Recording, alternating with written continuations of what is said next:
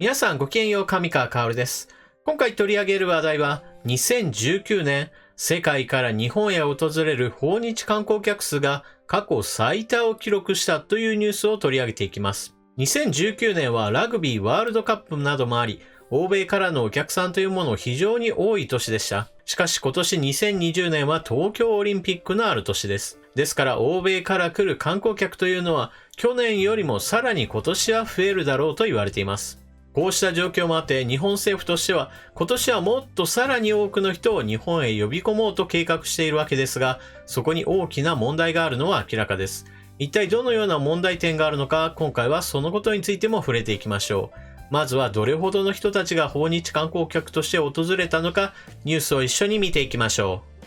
う。2019年の訪日外国人数は 2.2% 増の3188万人、旅行消費額は 6.5% 増の 4.8 兆円に。日本政府観光局によると、2019年年間の訪日外国人数は前年比 2.2% 増の3188万2100人で過去最多を更新した。市場別では渓谷を除く19市場で過去最高を記録。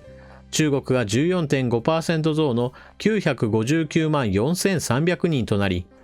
全市場で初めて900万人を突破したが、渓谷が 25.9% 減の558万4600人で、前年から約200万人減少した。渓谷は12月単月も 63.6% 減の24万8000人で回復の兆しは見えなかった。ラグビーワールドカップ日本大会を契機に大幅に増加した欧米豪市場は年間を通じても好調な伸びで推移。特に3チームが参加したイギリスは9月と10月に 80% 増となり、年間でも 27% 増の42万4200人で初めて40万人を上回った。このほか東南アジア市場も新規就航や増便の追い風で特に後半にかけて伸長。中でもフィリピンは 21.7% 増の61万3100人、ベトナムは 27.3% 増の49万5100人となり、年間で2割増しの推移となった。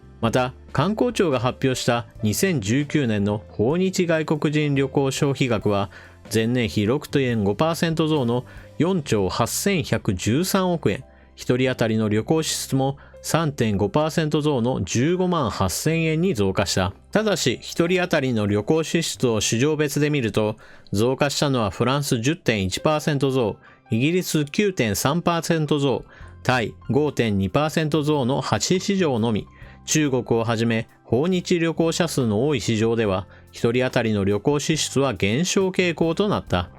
まず第一に、日本に世界から観光客が来る、そのこと自体は全く悪いことではありません。日本には古くからの文化伝統があり、風光明媚な場所がいくつもあり、そして美食大国としても世界に知られています。それらの魅力を実際に体験することでリピーターになってくれる方も非常に多くいるのが現実です。これらの観光客の人たちが日本を旅行して日本に良いイメージを持って帰国してくれるというのも非常に良いことですし、またこの観光客の人たちが落としてくれるお金というのも間違いなく日本に寄与しています。そういった良いことがある反面、もちろん問題もあります。観光公害という言葉があります。それは京都に代表されるような有名な場所においては日常生活を脅かすほどの観光客が詰めかけるという問題です。市内を巡るバスにはそうした観光客が非常にたくさん詰めかけて、通勤や通学の足としては機能しなくなるような事態も発生しています。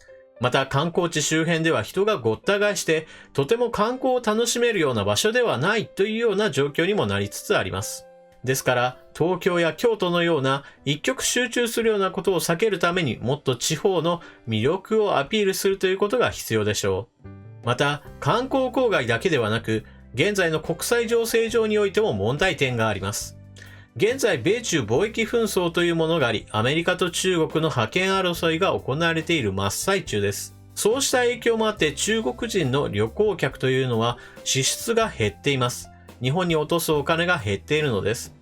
また同じようにして、この米中貿易紛争の影響によって少しずつ国力を高めている国があります。それはベトナムです。現在中国から製造業が移転しています。その時に選択肢としてあるのがベトナムやインドネシアやインドです。こういった状況もあって、現在ベトナムでは様々な業種の工場や会社というものが移転してやってきているところです。こうした背景もあって、ベトナムから来るお客さんは今非常に財布の紐が緩い状態になっています。そして中国からの観光客がこれほどに数が増えているというのは実は非常に大きな問題で、中国はこの観光客というものをある日政策の一つとして武器にすることがあります。例えば警国の場合であれば、サードという防衛ミサイル網についての整備を進めようとなった時に、それがアメリカ側のシステムであるということに反発して、警国に対する旅行客というものをバッサリと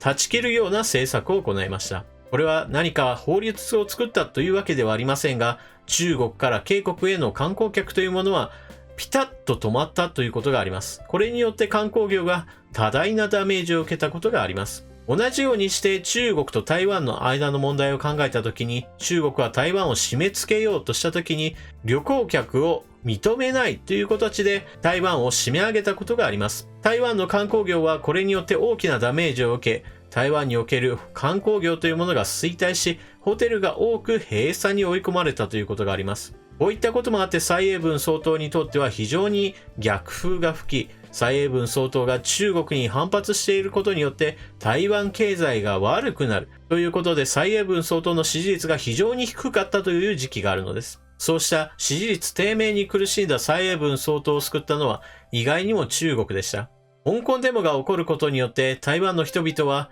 中国と接近することは非常に危険だなと思って、そうした経済的な問題を乗り越えて台湾の自治というものを守っていかなければならないという台湾人としての心に火がつき、そして台湾総統選においては蔡英文総統が再選を勝ち取りました。このように中国は観光客というものを一つの政策の武器として使うことが実際にあります。2019年中国から日本へやってきている訪日観光客というのは960万人余り。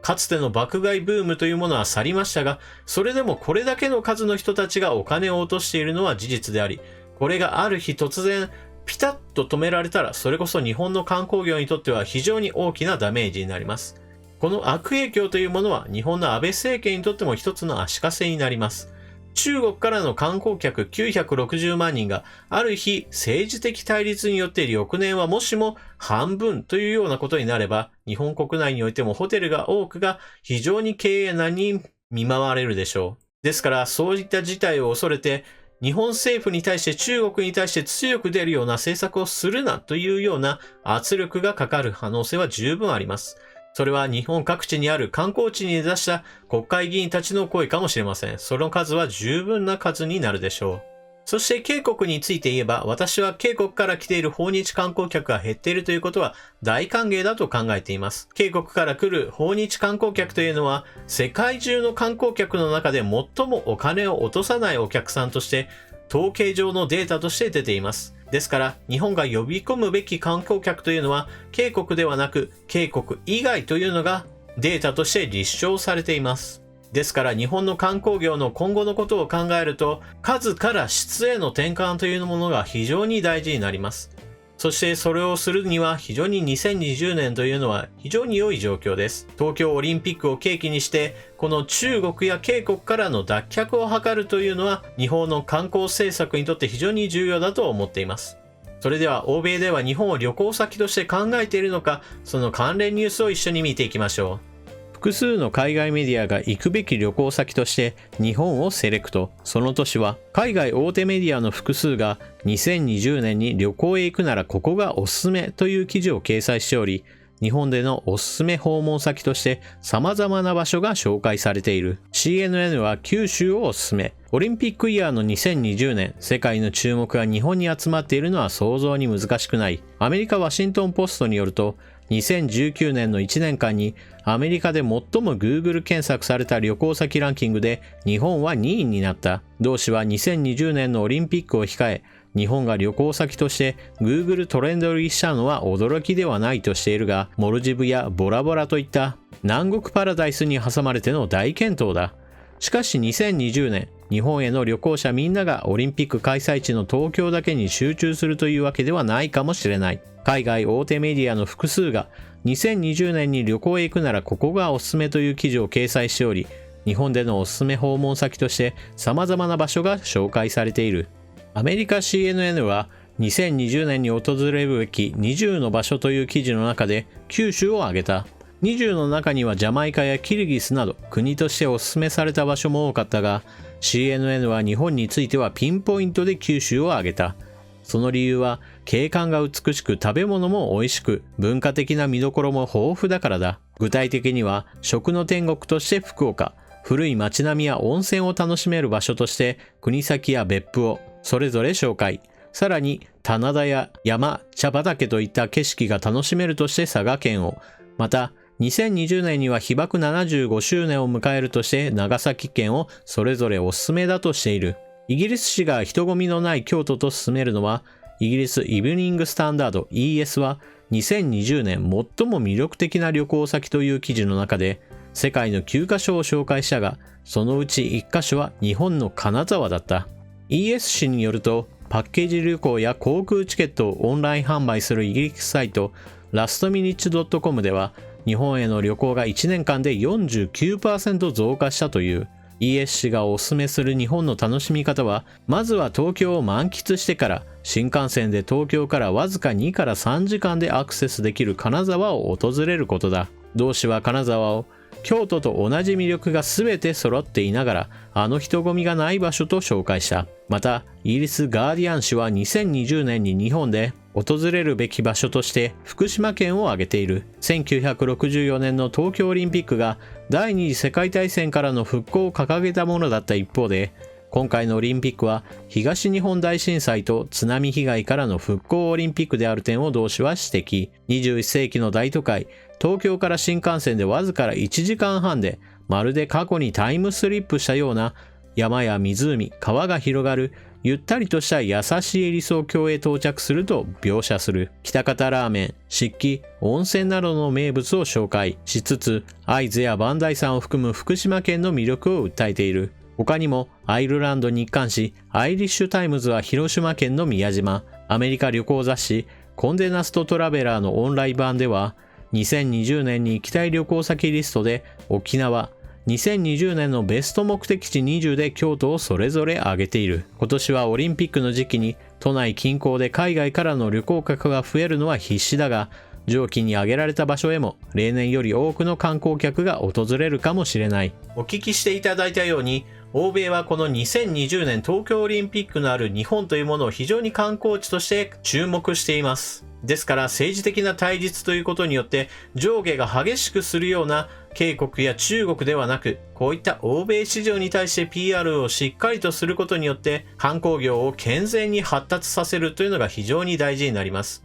警国から来る観光客は日本にお金を落とさない。一方で中国から来るお客さんは日本の在日中国人ネットワークを使って少しずつ今日本にお金を落とさない形で日本旅行というものを楽しもうとしていますし、中国政府が一旦やめるというふうに声をかけるだけでピタッと止まってしまう、いわば潜在リスクが非常に高いお客さんです。これらのお客さんに依存する体制を見直して東南アジアや欧米を中心とした新たな顧客を掴んでいくというのが日本の観光業にとっては非常に重要でしょう。そして私が最後に言いたいのは、もう数値目標はやめるべきです。お客さんの数ではなく質へと転換するような時期に差し掛かっていると私は思っています。皆さんはこのニュースについてどのような考えをお持ちでしょうか。ぜひともコメントを書き込んでいってください。それでは動画を最後までご視聴いただきありがとうございました。このチャンネルではニュースを通じて日本の問題点や今後どうしたらいいかといったことについてもご紹介しています。それはきっとあなたの脳の刺激にきっとなることでしょう。それでは動画を見終わったら評価ボタンのクリックもぜひともよろしくお願いします。